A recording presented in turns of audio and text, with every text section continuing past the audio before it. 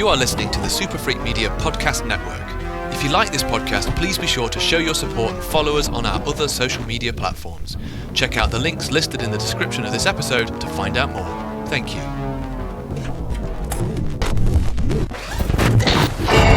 I'm going to dress like Lily Allen and trick him. I'm going to put a prom dress on with some trainers. I'm going to skip around London singing LDN. Yeah, do it. Biggest two pairings that you've got. Yeah. And then I'm going to be like, "Hi, husband, it's me, Lily Allen. Let's go upstairs to our marital bed and..."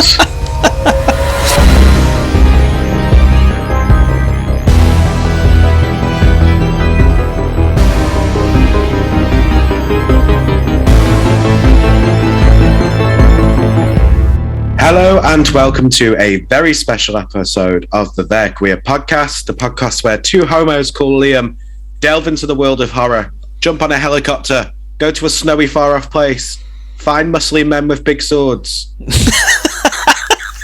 I am so thankful that you were able to get muscly men and big swords in the first sentence of this episode, so well done. It's Achievement okay. Unlocked. I'm high on cold and flu medication at the moment.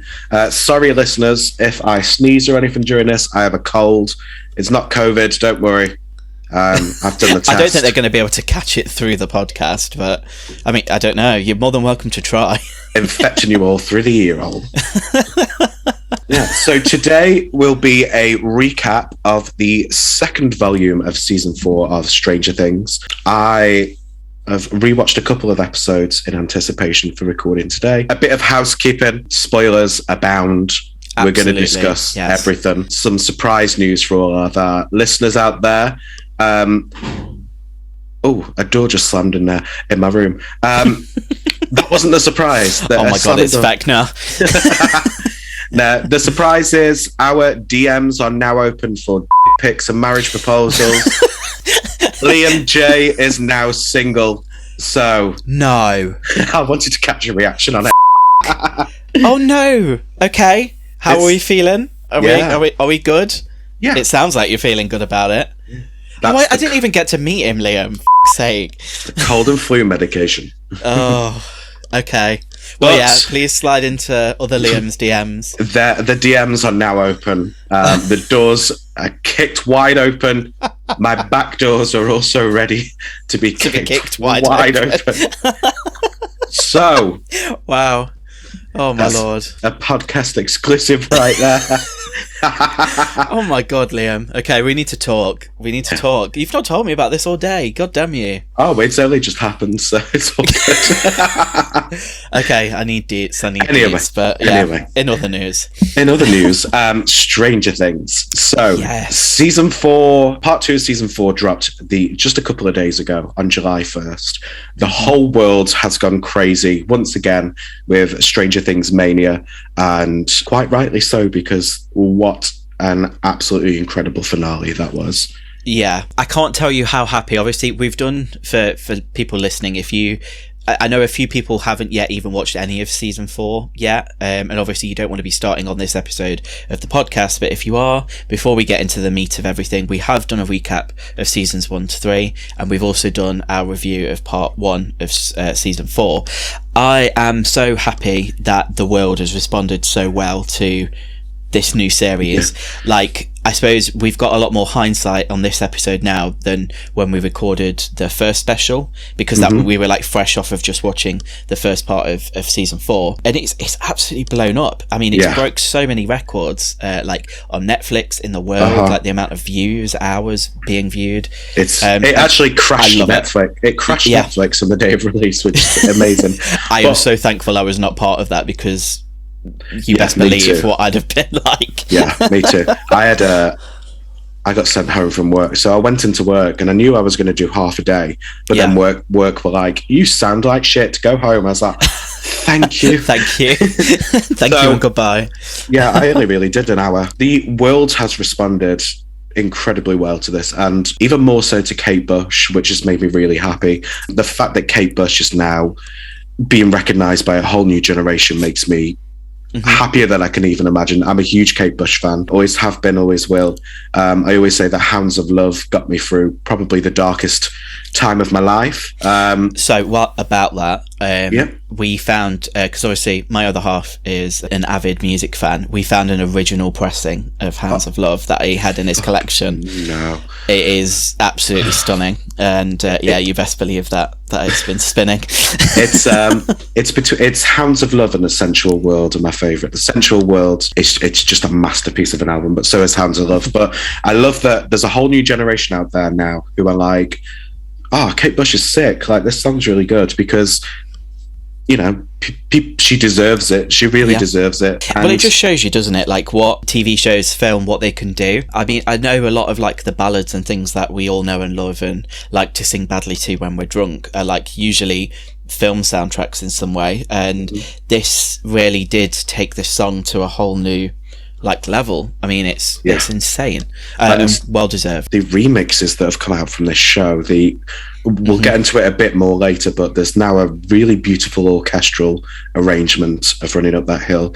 There was this beautiful like synth wave lived for that. Oh my god. I mean, I think that's been a great thing is, you know, obviously we've spoken about the trailers as well, and we got a kick-ass trailer for part 2 as well of this season, which had this great synthy version of Running Up That Hill in there.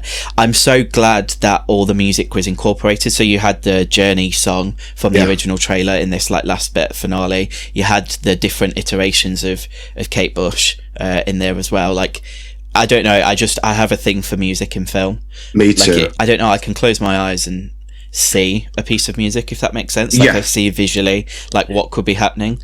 And yeah, I absolutely love. Well, I was expecting Master of Puppets to blow up as much as that is, and part of me has got it isn't, because then you don't get all the horrible like 50-year-old Metallica fans who are like, you only know this through this. I think Metallica are a bit more problematic than Kate Bush is, so yeah, I'm kind of thankful for that as well. Throw my hands up and say, unfortunately, I am a Metallica fan. Yes, I have. There's nothing wrong with it. Hidden Depths, the straightest dark depths, dark depths, dark depths, the darkest depths. That should be your name on Grindr now. Darkest depths, 5 meters away. Think of the horror stories that are going to come through now. I actually cannot wait. I'm sorry, I can't get over this revelation, but yeah, I cannot wait. You're going to be unstoppable. But yeah, basically going to be the 11 of the game. Yes, I am. Nose bleeding, but it's oh god. But go back to I happen to be a big Metallica fan. I'm a huge like metal, hard rock fan in general. I'm an ex-goth, so yeah. I'm glad that they didn't let those needle drops falter. They were still there. They were incredible. So I think if we talk less about the music just for a little bit and just go into, first of all, our predictions from last episode. Yeah, I mean, if I'm being honest, I've gone through so many theories in my head. I was kind of glad that I didn't feel like I knew what was going to happen. I think the only thing going into it that I knew, obviously from the trailer and promo before this final part, was I knew that Nancy was going to be okay. Yeah. Even though we left the first part not knowing. And that was kind of my only gripe with it, because obviously we'd seen these shots of her in kind of uniform with Robin and Steve in the Upside Down. I was like, okay, so she's obviously going to get free of Vecna somehow. But yeah, I think we did okay. My only thing is I thought a lot more people were going to die than they actually did. They made it out that it was going to be a bloodbath. I mean, to some extent it was, if you think of like the people who are dead in Hawkins now, but it wasn't. But it wasn't like But it wasn't like major characters. I mean, no. I predicted that one of the parents was going to die. I was fully expecting. Hi, Scylla. Did that shock you so much that you fell over? She was shocked too. I know. I think we in particular had a discussion about Karen Wheeler, because also obviously she's featured quite heavily in the marketing. Like she has her own poster. Deserved. Yeah, it's because of the hair. They wanted to show that. They wanted to show that perm off. They really did. That perm needed its own promo shot. And I mean, yeah, I suppose we did see a bit of kind of what happened when Hawkins kind of went down in some ways. But I mean, there's some interesting theories circulating about her now, which again, I mean, this is like this thing that I love about this show is, you know, people are like going back through past episodes now and tying stuff together, because we had this incredible reveal at the end of part 1 that obviously Vecna was patient 01 and was like the origin of everything, and then we got another kind of layer of revelation on top of that as well in this second part, which was nice. I don't know, should we give like I suppose an overview of what happened? So the overview of what happened is we end season 4 part 1 with there's some people driving in a desert trying to find 11. We got 11 stuck in the desert in an underground bunker with her powers back. Nancy about to be fully Vecna'd in a trailer, but it turns out you don't have to worry about that too much. Yeah, things look bleak. Yeah. And then it turns out everything isn't as bleak for now. We've got Papa turns out to be that bitch I knew he was all along. You're that girl I knew you were.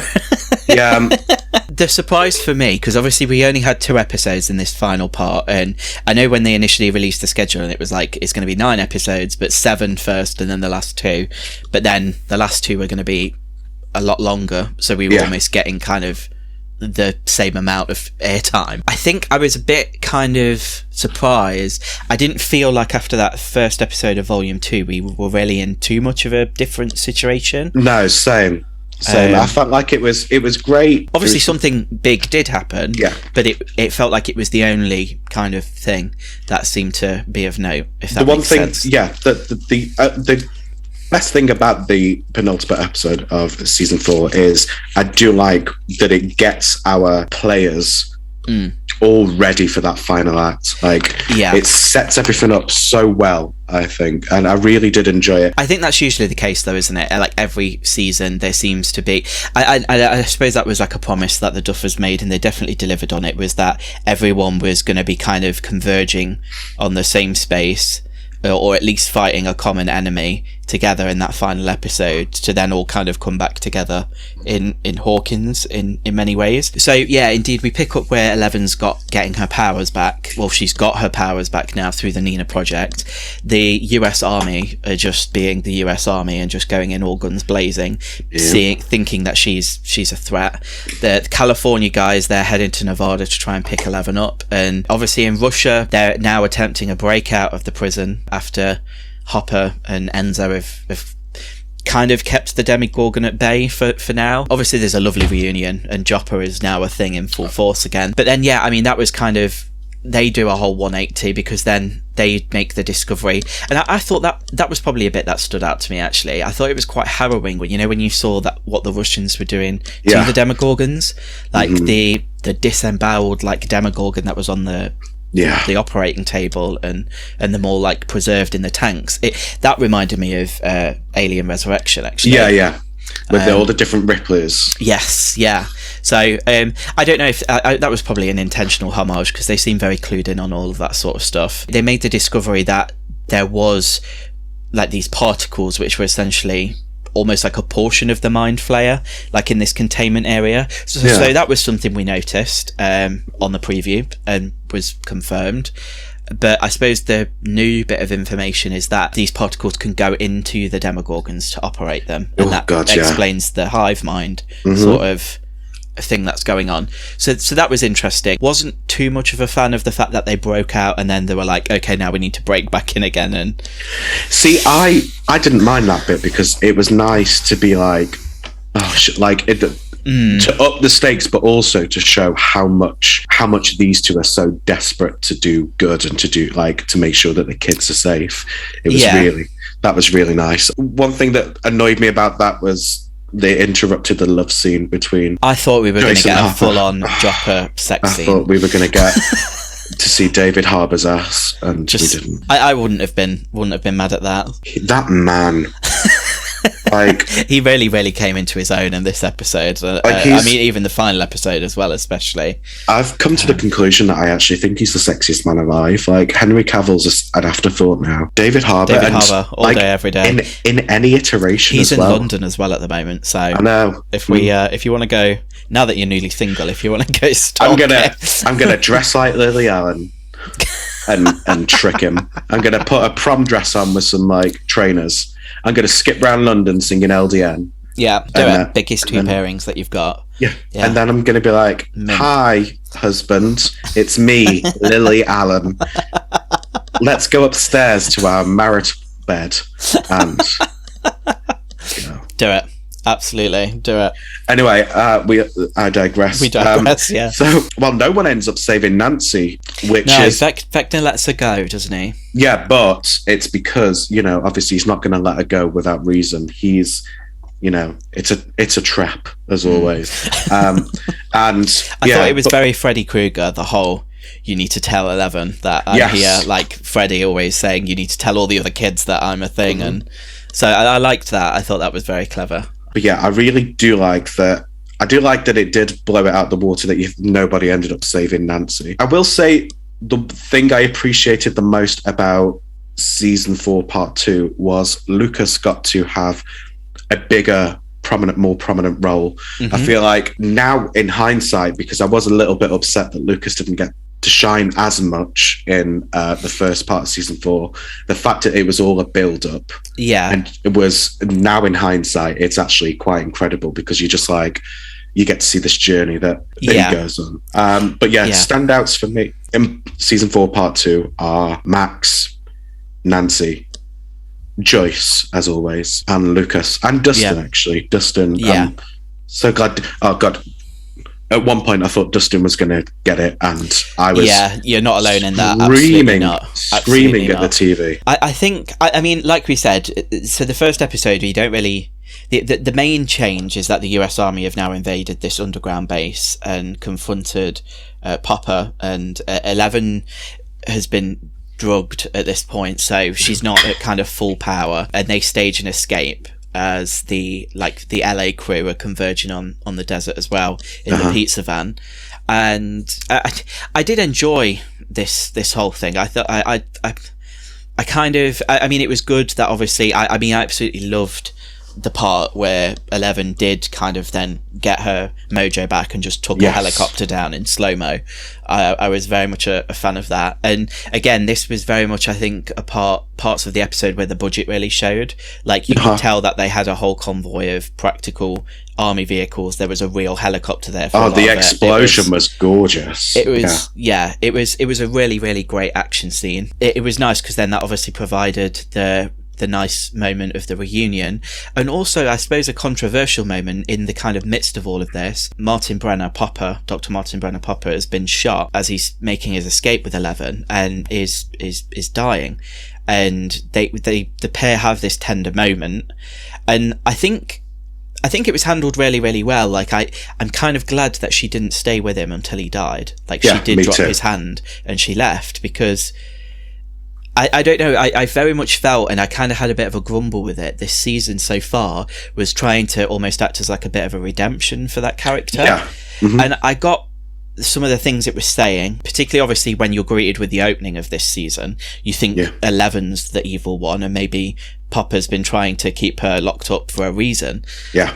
So it was interesting to play with that dynamic, but then, of course, he kind of then rears his ugly head at the end just before, so you realise, do you know what, you've actually been a bit of a all the time. I also like that we go on the same journey as 11 though, because then like she turns around to him and she's like, no, you're not a nice person, you've done all these horrible things. I appreciate you giving me my mojo back and everything, but that doesn't excuse the fact is you tortured these children. Absolutely, you tortured my mum. Like, I love that she, like, through 11 saying that, they remind us that, you know, this guy's actually a prick. But before we get to that reunion as well, we do get another little like scene that's like broken the internet, and that's Will giving Mike a pep talk in the back of the pizza van, and it's like, you're the heart of the group. We find out that the painting was apparently commissioned by 11, but it wasn't. No, he was lying. I think I think Jonathan was kind of gazing. Was him, and basically it was a coming out monologue without it being a coming out monologue. It was Will admitting through metaphor or something like that, through someone else's point of view, that, you know, harbours these feelings, not David Harbour, but harbours these feelings for Will. And I did like the knowing look of Jonathan and mirror. That's probably the only thing I've enjoyed Jonathan doing in the 4 seasons that we've had.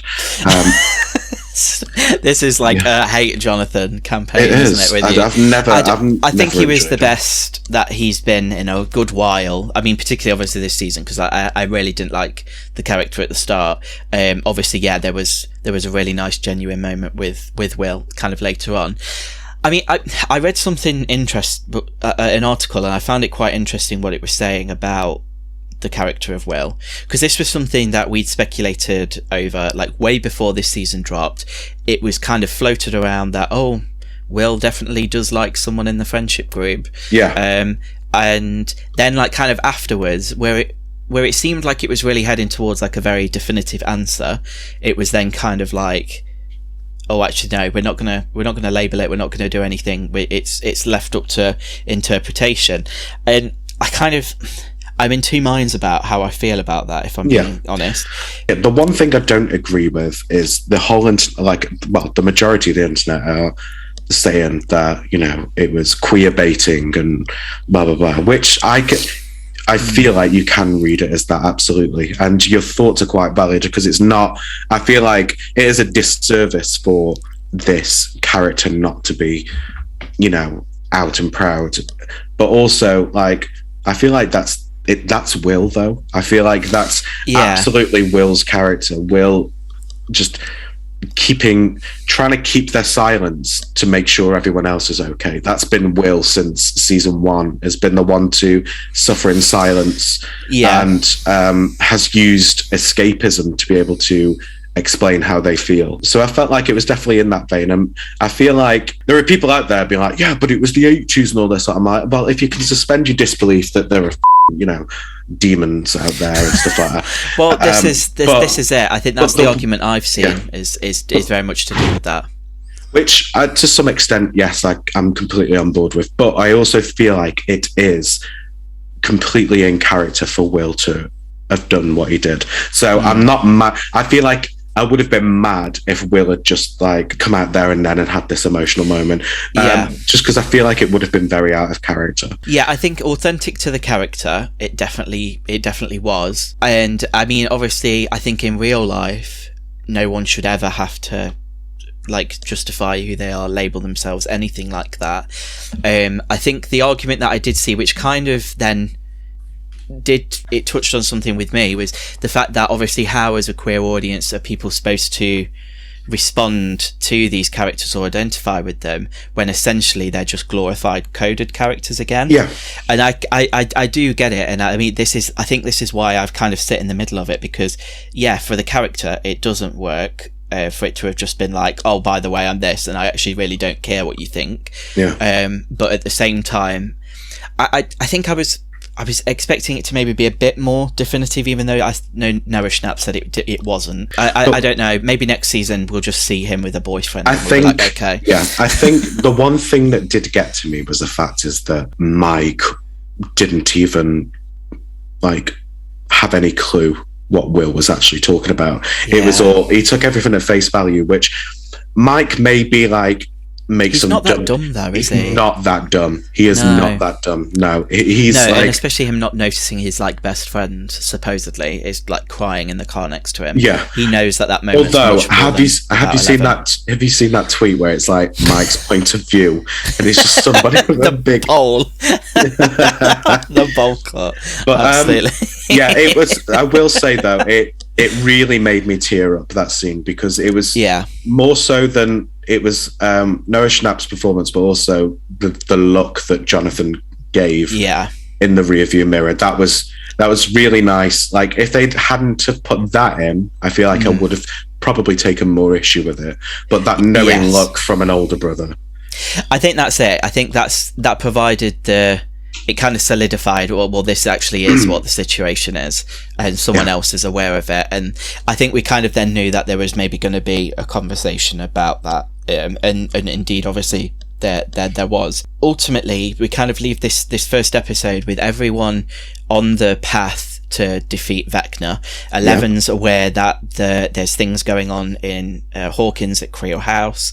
They're obviously forming a plan of, well, if Vecna's out there trying to kill people, he's probably going to be in a trance-like state, so that leaves him weak to attack. And I think this, again, it's all something very common of every season. They kind of problem solve together, and it is like a quest, isn't it, every season? And everyone is working towards this common goal, sometimes not without even knowing it. And I thought it was really clever how they then did tie the Russian plot into it without actually getting them all back over to the US straight away. So I thought that was interesting. The scenes in Russia this time around, I preferred to any of the scenes in Russia first time around, apart from where David Harbour's all messed up and dirty and but no, it was there was some gorgeous moments on the lead up. The looks that like Hopper and Joyce have when they realize they need to go back into the prison, like just that, you gotta be fucking kidding me.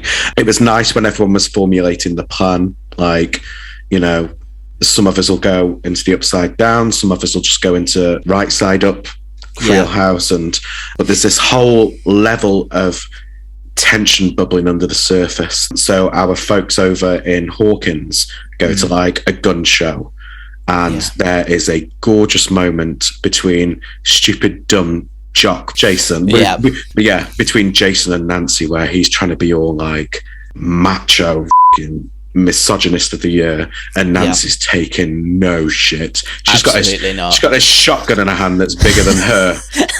Absolutely love it. Like, you know, she fired that thing for real. She would be out the back door. Oh my god! I will say there was a part of me where I liked Nancy, and then I didn't like her as much, and now I'm Team Nancy all the way. Absolutely. I think this.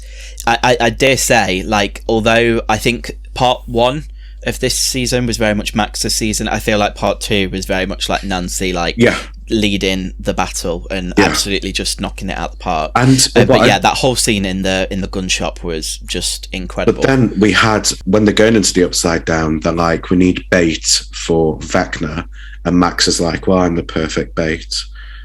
Use me. And that was like, we spoke a lot. If you haven't caught the first part of our recap for season 4, listen to that. I could talk until I'm blue in the face about Sadie Sink and her incredible performance this season. But again, she's done everything with this with such nuance, that like realization that I'm gonna have to give up Kate Bush, and potentially I'm willing to die for my friends and for the world at large. I mean, she's like, what, supposedly like a 16-year-old girl who's like kind of making this life-changing decision. And I mean, we've spoken about other things, you know, like in the Buffy episodes and things like that, where how heartbreaking that is, like, you know, when Buffy realizes she's the Slayer and all she wants to do is just be a girl and go to prom and have a boyfriend and things. Like, it very much made me think of that. And I think the writing this whole season has been absolutely phenomenal. I honestly don't think there's been like a weak episode. I don't think there's been an episode that I've thought, oh god, this is dragging a bit now, or this hasn't actually really, like, I know a lot of people were commenting about how indulgent these episode lengths were, and the fact that they were basically feature films each time, but it allowed such breathing space and such room for every character to have such a special moment. They couldn't have done it better. Yeah, I think that's what it's been. It's been like, we've got 2 seasons left to wrap up this story.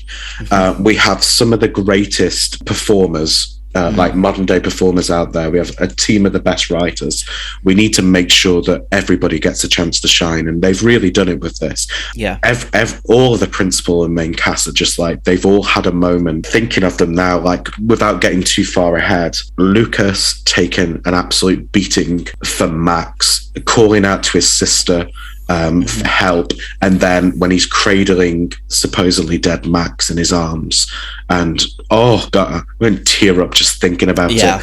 It was beautiful. Max again has had an amazing chance to shine again, even more so in the second part, where she says she's not ready to die, even though she treads so many of the same beats as well, and I mean they still managed to twist it in a way that it did feel so like tense and not unfamiliar, but like you didn't really know what was happening. I mean, this obviously now I think we're transitioning from the first episode very much into the second episode. I think obviously we just had the death of Popper. I think then I was very much of the opinion, like I can remember like not even wanting to press play on that last episode, because I was thinking as soon as this episode is done, these characters that I know and love are going to be dead forever now in this story. So I'm not too sure. Like it was kind of weird. The night before I was thinking, okay, these people are still alive, and then it's like the next day they could be gone. I mean, that's how important this show is to me. Yeah, I think I went into it expecting that we were going to lose a lot, and it didn't shy away from putting our characters and the people that we love in jeopardy.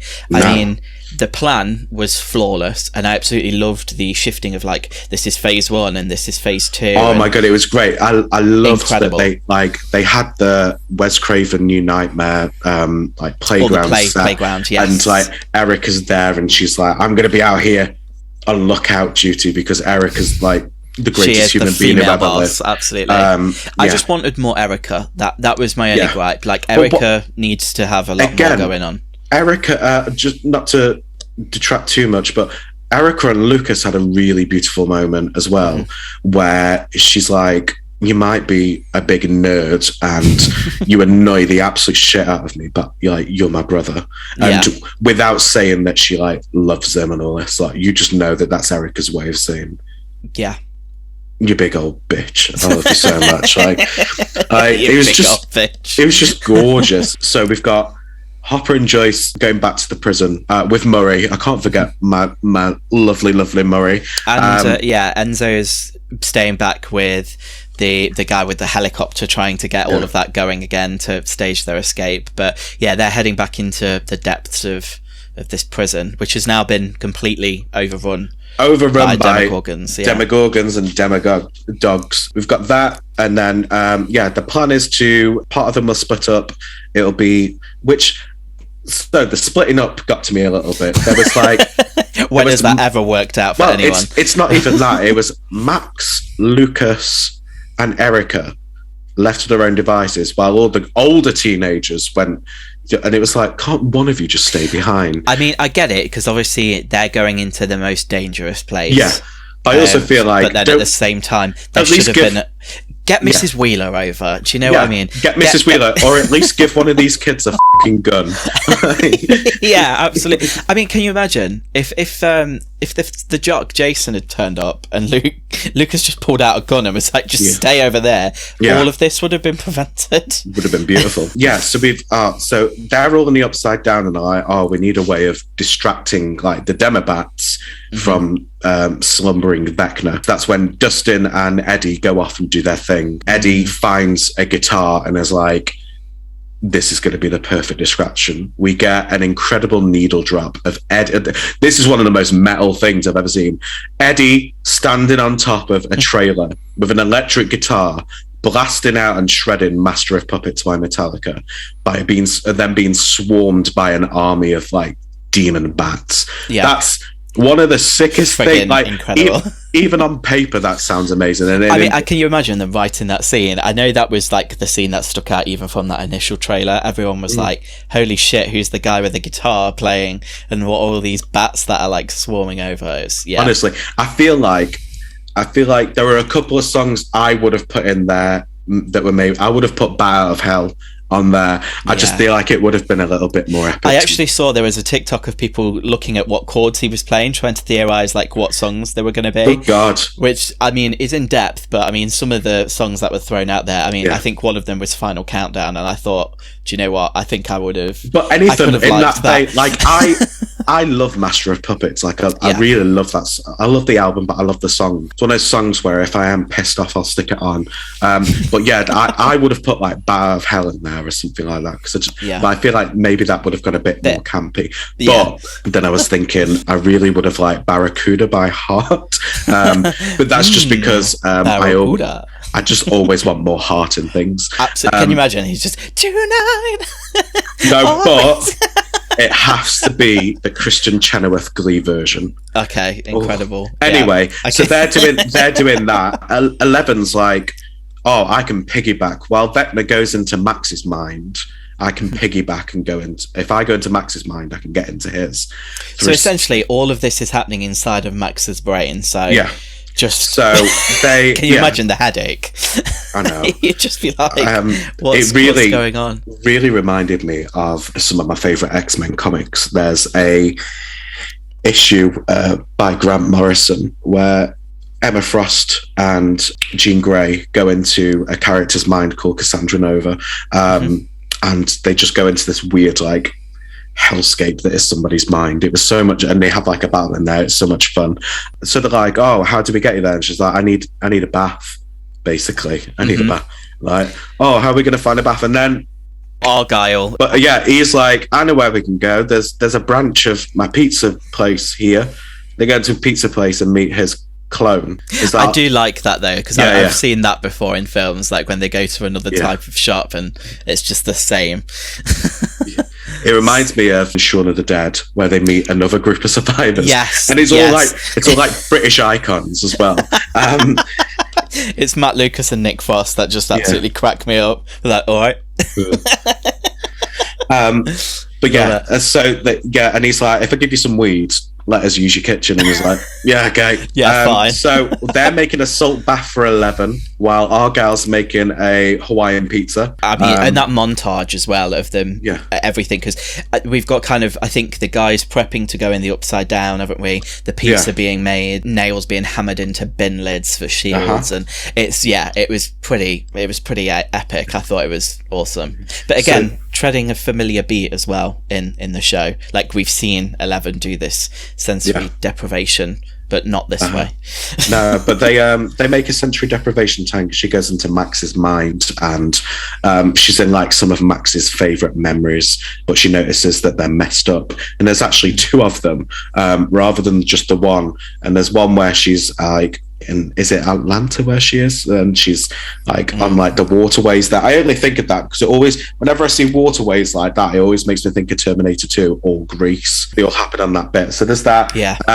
But then she's like, hang on, there's a DJ booth up there. Things aren't as they seem. Go to the DJ booth, and it turns out that one of Max's favorite memories was the snowball from season 2.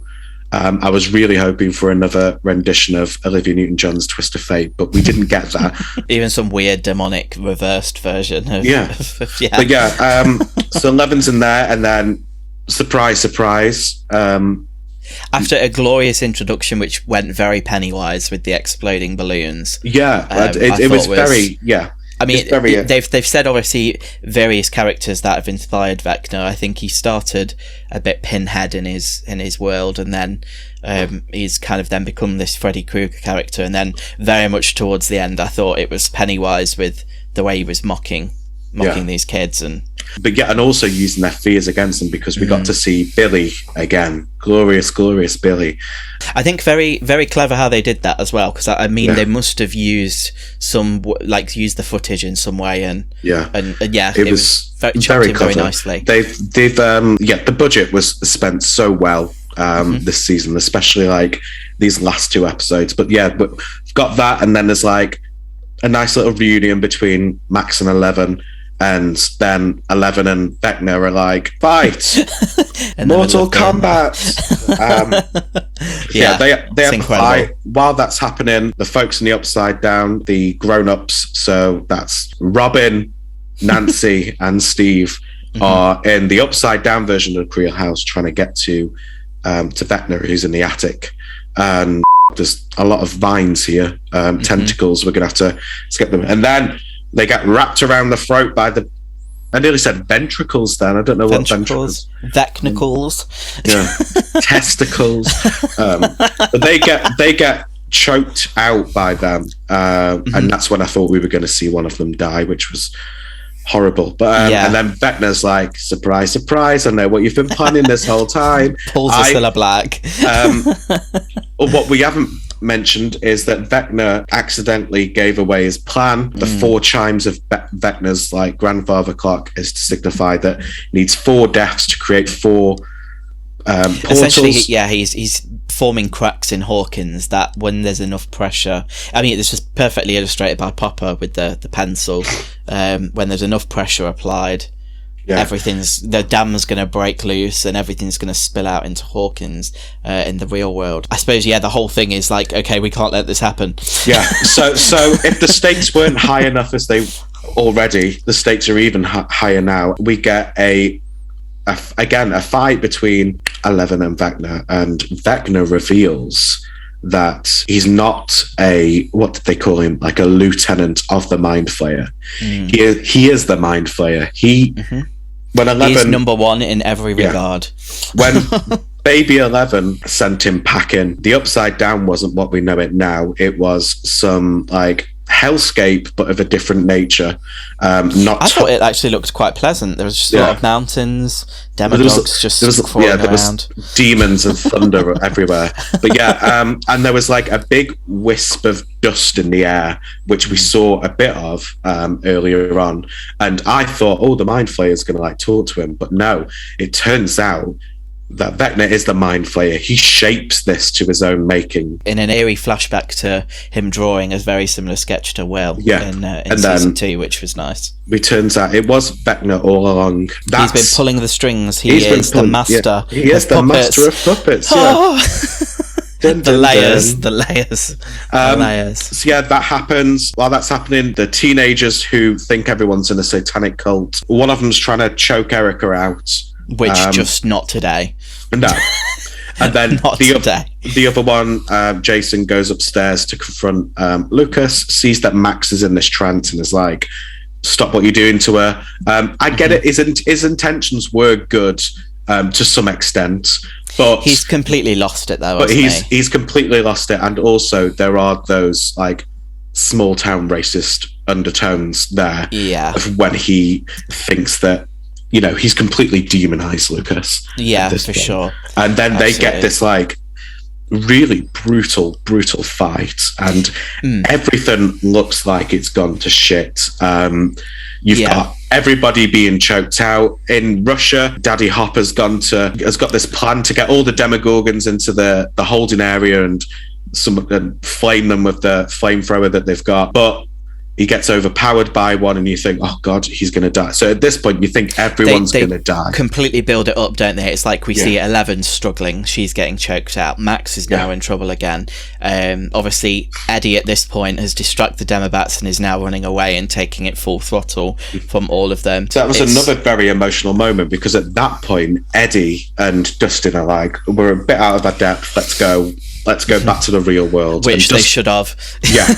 Dustin gets through and Eddie goes to do it and then is actually like, they could fly through there and get Dustin, and I need to make sure everyone's safe. This is bigger than me.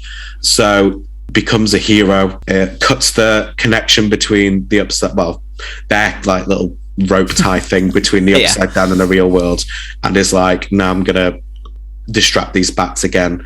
And hi-ho Silver's away on his bike, and then Dustin's like, you can't do that, don't do that, you knob. So Dustin then, like a knobhead, goes in after him and breaks his bloody leg. So you think at this point, oh God, Dustin's gonna die. You think Eddie's gonna die because he's been attacked by a swarm of like killer bats. You think Erica is gonna die because she's being attacked by like a grown-ass teenager. Lucas is gonna die. He's been beaten to shit. 11's been beaten to shit. Max is levitating in the air and having her limbs bent out of shape and stuff. And you think, oh my God. The only people who aren't gonna die at this point are Will, Argyle, Jonathan, and Mike. Thank you. They're all in the pizza place, just chilling. Come on, 11, you can do it. Yeah, come on. The pizza's going cold. Get out the freezer. Get out the bath.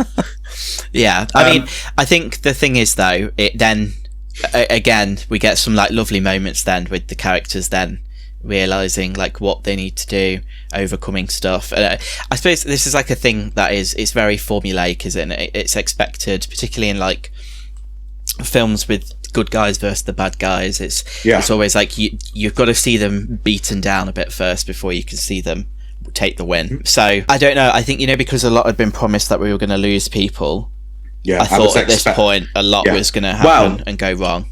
To be fair, they weren't wrong. We do lose some key players. So at this point, Eddie is f***ed. Eddie's like being bitten to all shit. And then Max, as I said, like, so 2 of Max's arms get snapped and then one of her legs, and blood's pouring out of her eyes. But then 11's being like, Mike gives a really beautiful emotional moment, and like, it's like, if you can hear me, I love you. You are a superhero, whether you've got powers or not. And it's like cheering her on, and that gives 11 the drive juice to, like, she needed. pumps her up to really Vecna up. But you know, we at this point we're like, surely, like, there's no saving Max, and there isn't. Like, Max is. She's blind. All of her limbs are broken. That was the heartbreaking bit, because I mean, it kind of fades to black, obviously, when all of these bad things have happened. And I noticed it did that a lot in the episode. Like, it'd give you something like really like bad, and then it'd go to black, and then you'd be like, shit, what's next? And I mean, we've basically just seen Max almost turned into a human pretzel, and then it goes black, and then the next thing that we're confronted with is 11 screaming with her hand out and Vecna flying through the air. So we're like, okay, he didn't fully get to finish the job, but he sure did some damage, and is there any coming back from that? But then there's that gorgeous moment where Lucas is cradling Max in his arms, and Max is saying, I can't see anything, horrible. And she's so like, horrible. I'm so scared, I don't want to go. And while that's happening, we also see 11's just up Vecna, but also she's like, I need to check on Max. So it goes into the weird, like, pitch black space to see what's happening. So not only do we get both of these characters mourning the loss of their friend, because Max then dies, but we don't get to see them sharing that loss together. They're all there, but they're not all physically there. And it's important to note, obviously, at this point as well, the crew in Upside Down Creel House have now firebombed Vecna, so he's disappeared out of Max's mind. God, not just firebombed. So they throw Molotov cocktails at him, but then Nancy's like, did you forget about my big gun? I hope you didn't. And then she's like, surprise. How y'all doing? Hey, how y'all doing? Shoots the absolute shite out of Vecna, and I thought, oh God, like, wonderful. I was like, she's going to miss and Nancy's going to get it. But also, no, she didn't.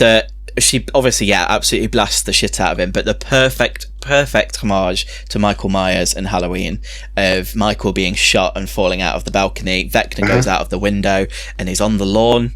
And then by the time the characters get back downstairs, Vecna's not there anymore. And it's also nice because we got to see Michael Myers' mask in a really beautiful moment a bit earlier on.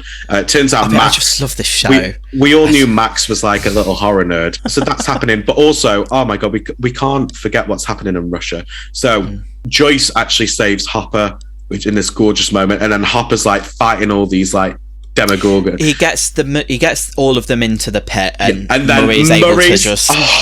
my man Murray comes along with a flamethrower and is like, it's barbecue day. Was that it's garbage day, but barbecue day? And then sets them to fucking, like, roasts them like marshmallows. But then there's one Demogorgon left, and then Hopper picks up the sword from He-Man. Yeah, I mean, it felt very out of place, but at the same time made sense because the Colosseum weapons thing. But also knowing that, but I also think it was, they smuggled it in through, do you know that guy who's the smuggler? He has all these like weird, he has like an Elvira poster. Do you think it was that? I reckon he got that because it looked like He-Man's sword, and I was really expecting him to like transform into like Prince Adam. I wonder how much was of that was David Harbour going, do you know what would be cool if Yeah. I had a sword? No, at the I end? don't even think it was that. I reckon it was Winona Ryder. Like, do you know what would make him even sexier? Give him a big f***ing sword. There's so much slow-mo as well in this scene, like gloriously done. But while all this is happening, we've got this beautiful, like, it goes from Kate Bush and goes into the Stranger Things theme tune, but like this epic synth version. Yeah, and so good. He kills the Demogorgon. It all seems like happy, Chops lovely. its friggin' head off. But knowing that Max is dead, and then knowing that Eddie's dead. I mean, this if I'm being honest, that pissed me off. Absolutely, it pissed me off. Because What, Eddie dying? Yeah, because it was just so. It's almost like they're becoming a parody of themselves. Like, every season they've introduced a character that everyone loves, and then they kill them off, and it's kind of just like. I think Eddie's the only justifiable death, though, out of those characters, because Eddie, at this point, I think he realizes, like, what have I got to go back to? Like, it just felt so unnecessary. Like, I felt like he could have kept going, or like. I feel like, in hindsight, they probably wish they didn't kill him off because he became such a big fan favorite. But I was also not mad at it, to the sense that I was like, it's really ramped up emotional stakes, and it's really nice to see it happen to men rather than women, because women and being fridged for the sake of like the betterment of men is a long staple. Yeah. But no, so we get Eddie's dead, Dustin's mourning him, but also that's heartbreaking as well. Oh God, the acting. I mean, if they're not going to get Emmy nominated for Max's episode in episode 4, like, I think this final episode definitely showed off everyone in the best way. Lucas, Max, and Dustin need to be nominated for everything. Great. Lucas was phenomenal. It was so good. I'm so glad we got to really see like some really good emotion coming out of Lucas. So, but once Max is dead, the penny drops, and they're like, "Oh, Vecna needed 4 people to die, so the plan's actually gone ahead." Yeah, and then this was absolutely glorious. Like, the fact I thought we'd reached the end with the big thing that Max had died, I was like, okay. And then I think I paused it, and then I saw there was still like 40 minutes left, and I was like, what? Okay, something else is happening. Yeah, and then you just hear boom. You hear the clock go. The clocks just go crazy, and then everybody realizes shit. And then Hawkins just goes to shit. Opens wide. Cracks form. Glow orange. Cracks for days. They all convert. So if you think of it like ley lines, they all converge on the town hall, and the town hall gets like blown up in spectacular fashion. The clock tower, yeah, like Back to the Future. Incredible. Also, it's important to note that Jason gets absolutely vaporized and melted in half as it goes through Creel House, and it's glorious. We get to see his rib cage, and he's screaming. So the piece of shit Jason gets his comeuppance. Then we get a flash. Everybody returns to Hawkins. We get it was very odd, wasn't it? Like, we got this big thing where this was like blockbuster movie style proportions. The whole town is like collapsed almost in on itself, and it was like it was like a Roland Emmerich film, but it was insane. I can remember literally sitting forward and going, "Oh my god!" When you just saw like buildings disappearing, and then it cuts to black 2 days later. Like, so you're like, "Oh, okay." Very much like in the vein of Roland Emmerich, but it had a plot that was, and it had gravitas, and it was actually a film that people gave a shit about. Sorry, I watched Moonfall the other day, and that was one of the worst things I have ever watched in my life. It's so bad. Even Patrick Wilson couldn't save it. Even Halle Berry couldn't save it. No. And I will watch anything. I would drag my balls through broken glass for Patrick Wilson. That's a sexy man. And I was turned off. Anyway, we get this flash forward, and the California crew are entering Hawkins. We get to see so many people like, nope, just too much shit's happened here. I'm off. Mass exodus, because it's that Gemma Collins video. I'm not getting involved. I'm not getting involved. I'm sick of playing games. I just want to enjoy myself GC style. Do you know what I mean? I just want to be me. They go in while people are like Max Exodus and like Hawkins. They all Well, the there's like TV reports do compare it to the Gates of Hell opening in Hawkins, and the fact that it is just a direct portal to I hell. do love that they're like, this isn't the first time tragedy has struck this small town. I'm like, no, honey, we've.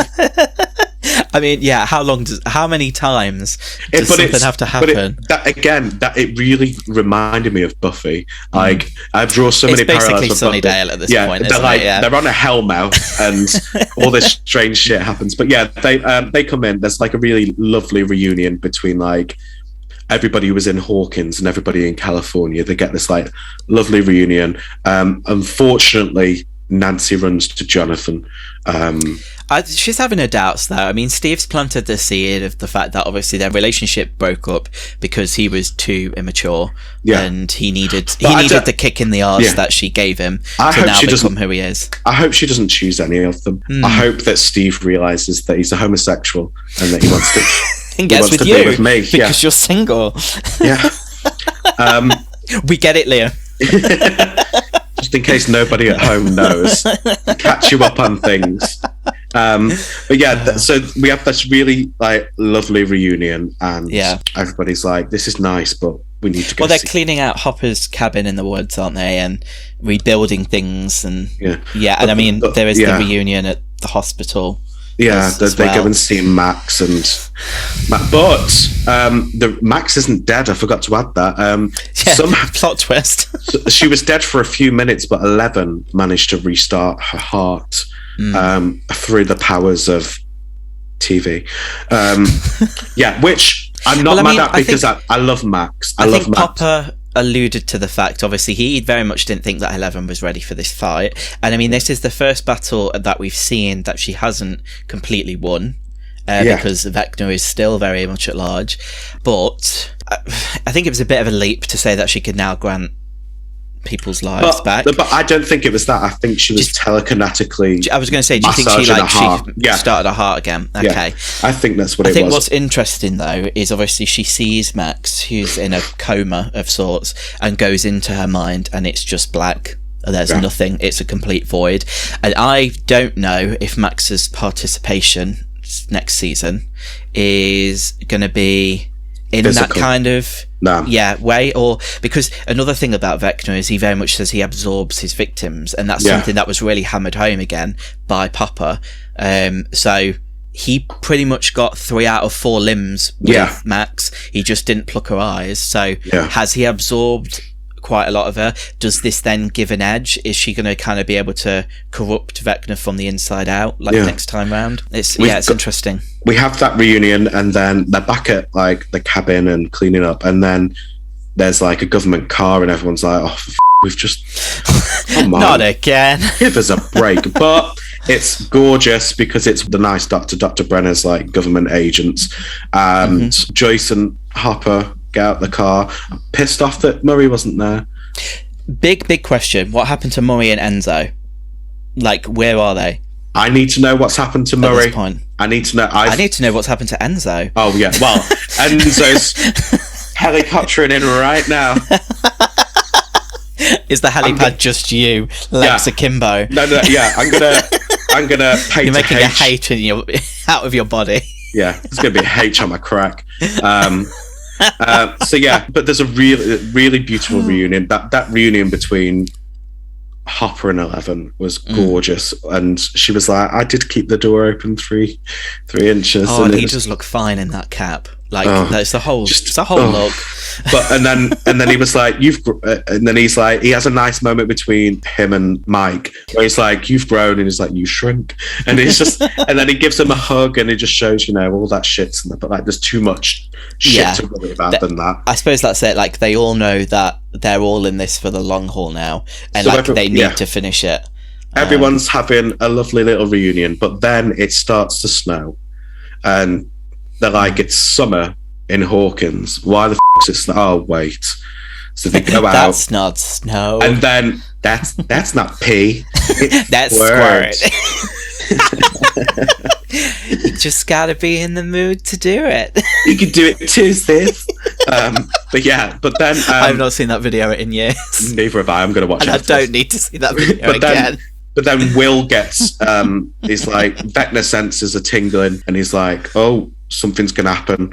And they're like, oh, let's find out what's happening. They go into this really gorgeous field of flowers that looks like it was straight out of Twilight, where half of it's been disintegrated, and we see the upside downs becoming right side up. Vecna's plan is in motion. We end with the excellent visual of them just staring out into Hawkins with just lightning coming out of the sky and red flashes everywhere. You're like, oh, they're just there like, oh, not again. Game. And what a way to end the season, because we know that going into season 5 now, it's just going to be balls to the wall. I think it really is. I feel like we are going to get some big number deaths happening in this. I really feel like I don't feel like you could justify everybody living in the next season. I mean, I think essentially my theory is I think they are going to go Buffy with it. I think the town's going to end up getting destroyed completely. It has to at this point. Closing the gate. If they don't do it, I will. Going to have to go because she created the Upside Down. She's probably going to have to die. What I think my prediction is to close it. They're going to be like, it's going to take an immense amount of power to close it. And Eleven's the only one with that power because somehow we've killed Vecna. And then we're going to have this tearful 11 floating. 11 manages to fly, floats above Hawkins. Yeah. And I mean, I think that's what they're alluding to, isn't it, in terms of power? Yeah. But I also feel like we're going to get something with Will next season. I feel like it may be Will's season again. I feel like I don't think he's turned out to be as evil as we thought he was. No, but I really would like Will to become. I really like the idea of Will being an unintentional sleeper agent and Vecna spying on him through Will. Very much. Yes. I hate to bring it up, but very much in the vein of like Voldemort and Harry's connection in Harry Potter. Like the idea of that. I also what an interesting bit of dialogue is I think we're finally going to see the Wheelers split up, because when Nancy's talking about everybody that she loves, she mentions her sister, her brother, and her mum. Doesn't mention her dad. I think that's just because he's a bit of a dick, isn't he? Yeah, but I'm really hoping that, like, because Mrs. Wheeler at the end of this, I feel like hopefully she gets a more prominent role, because I need to see what hair she's going to have next season. They did say we're going to have a time jump. Yeah. 5. So we're going to have whole new trends now, aren't we? So I'm really hoping we're in like 1989 and Verge, like Dayglow, problem patterns. Yeah. And I'm seeing, for Mrs. Wheeler, I'm seeing crimped hair.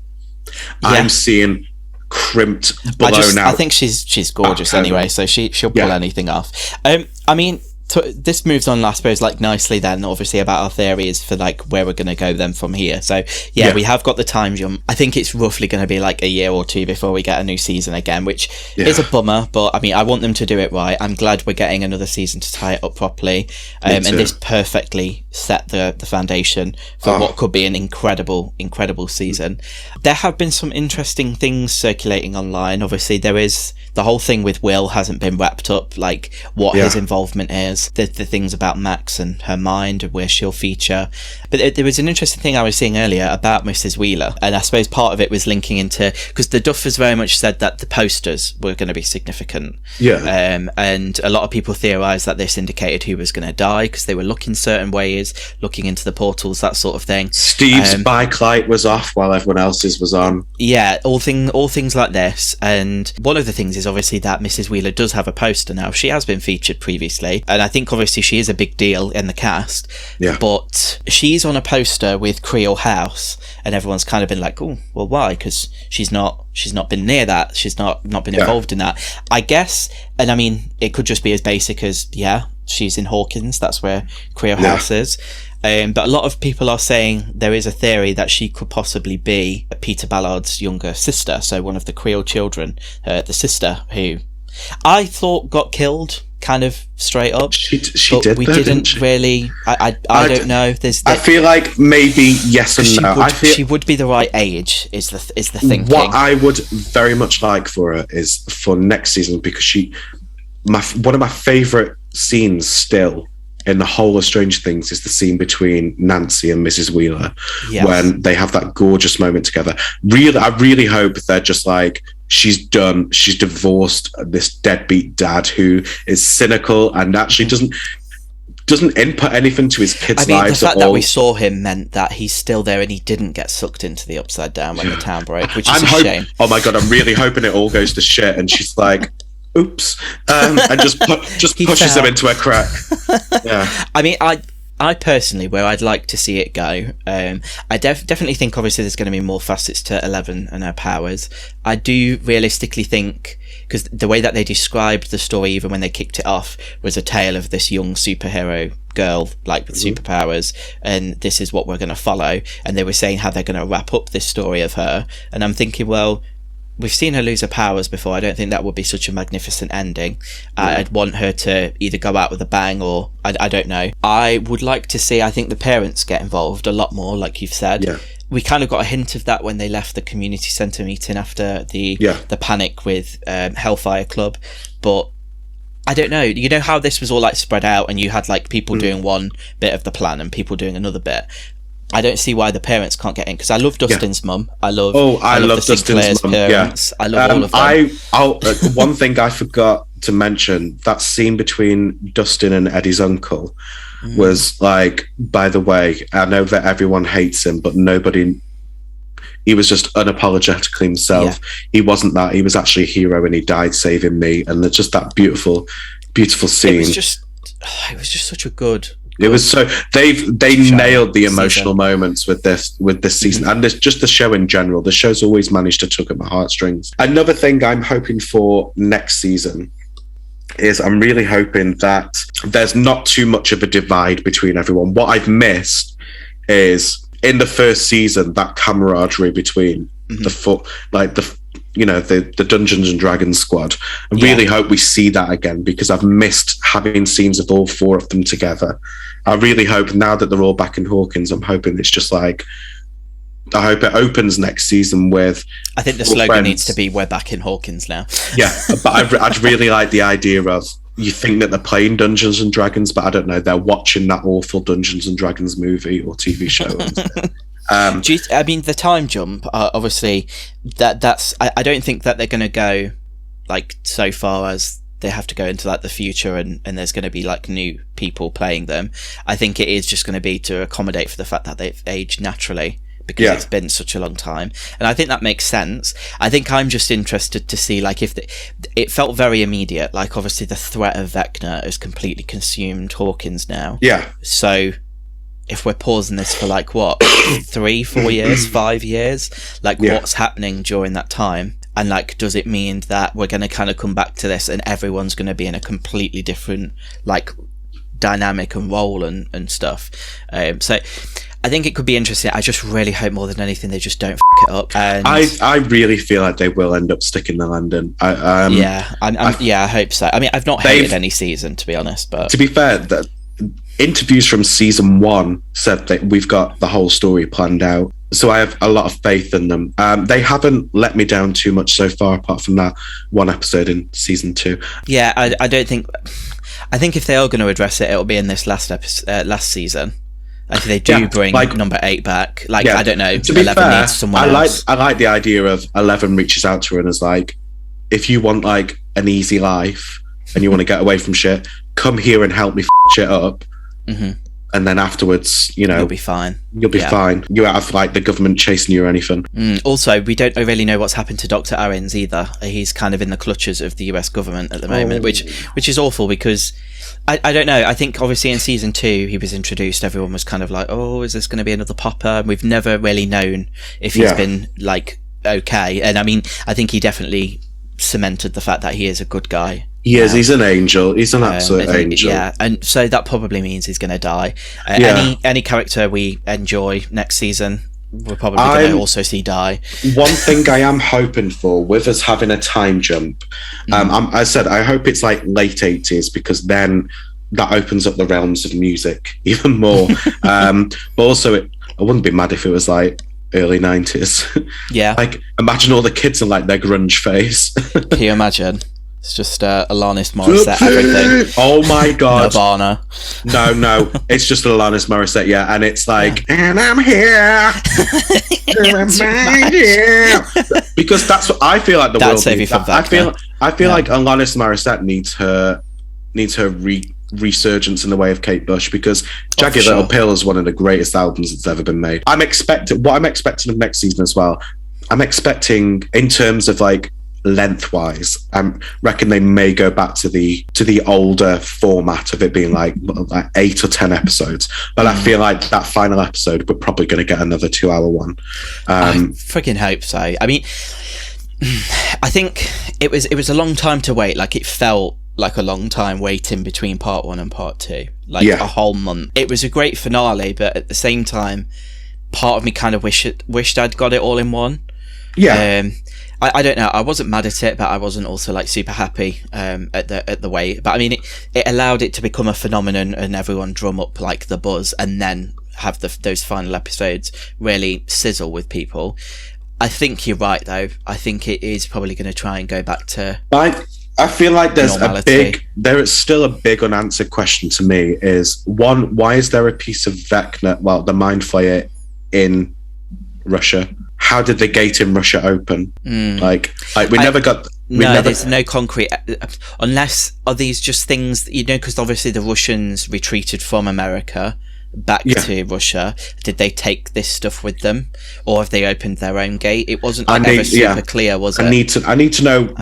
I need just like a nice little ribbon on what's happened in Russia, especially because that piece of the Mind Flayers there. That's the thing that got me when we got the reveal. I didn't know whether or not, obviously, that's been dealt with now, because it went into all the Demogorgons, and then the Demogorgons got fried. So, but how did it? I need to know how that bit got there. Yeah, I mean, how did they contain it? But I mean, the Mind Flayer was there when they were there, wasn't it? Like, there's just a few questions in America that when they were in America, it was there. So there's just questions I just need answering. But yeah, I'm very happy with how things have gone. It blew me out the water. It's really nice to have a TV show to be this invested in again. The only ones that are coming out for me now that I'm like really excited for is like Chucky season 2, like beyond excited for that. Actually, there's not many TV shows that are like feel like event television as well. We've kind of entered a bit of a lull. Obviously, everything's about like places shutting down, studios having to cut back, and all of that. So I get, like, this is a big tentpole production for Netflix, and it's hopefully, I mean, I don't think they're going to compromise on anything. This has been the most successful season yet, so I think they'll get absolutely everything they want for season 5. I know that obviously there's also rumblings of the fact that we're going to be getting an expanded Stranger Things universe as well, with like spin-off shows, and I think Finn Wolfhard has actually contributed quite a lot to that in terms of like an idea. He ran past the Duffers, but again, it's in like a completely different like vein of mythology, and I don't know, I'd be open to all these sorts of stories. I mean, shout out to a friend of mine, Ryan Thompson, who's a filmmaker. He made an incredible fan film called The 12th Search, and it's available on YouTube, but he's a British filmmaker. He's made like a Stranger Things themed short film, and that's kind of like a British version or British angle of it, and I think it's honestly incredible, and I don't see why there wouldn't be these pockets of these things happening, particularly if, I don't know, at the end of season 5 we see that there's kind of like these cracks blown through the entire world, so it's not just Hawkins, there's like portals kind of everywhere. I don't know, I either want it to tie everything up like super clearly, so absolutely everything's done, like how the Hellmouth and Sunnydale collapsed in Buffy, or I definitely don't want it to end on a cliffhanger again. Like, it needs to give me everything I need, and that's I've got absolute faith in them, so I'm sure they're going to do well. So I feel like that brings us to a natural end of our Strange Things recap. Really hope you've all enjoyed talking it. About these. It's been fun. It's a very important show for both of us. So it really is. So thank you so much for joining us. Please like us on any form of social media, give us a nice rating, and tell everybody to listen to us. Submit not just your dick pics, but like your Grindr horror stories, or your her horror stories. I don't, any horror stories of hookups that you've had, any hookup horror stories we want to hear. You can slide into my DMs with them. You can email us with that, theirqueerpodcast@outlook.com. As usual, all of our stuff is in the description below, so just go into there and find us. A big shout out to me for getting through today with a cold.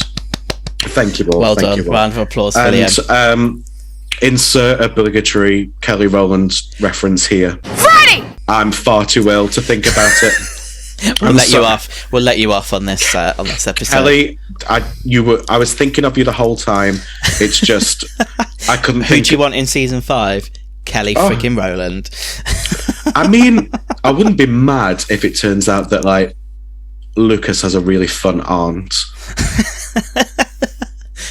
Nailed it. And that's the time jump. Like like a massive time jump, and Erica is now played by Kelly Rowland. Love that. Back now. So yes. Anyway, you can catch us on our back to usual format now that Pride Month is over. It's now Pride Shame, Gay Shame, or Gay Wrath. Now it's one of those. It's definitely going to be shame for me. I'm single now. If you hadn't Liam's heard. entering into his slut phase. You've gone full Blanche now. Yeah, full Blanche. So yeah, you can catch our next episode where we will be talking about an incredible TV show, American Horror Stories. I'm going to add the S on there because it's important to differentiate. We'll be talking about the usual anthology series. We'll be talking about the shorts that they released, which I've yet to finish that, but I'm enjoying it so far. So join us for that. And as usual, remember that closets were not made for people. They were made for monsters and babysitter killers. Mwah, mwah. I'm going to die. Bye-bye now. Bye. Bye-bye. Nailed it.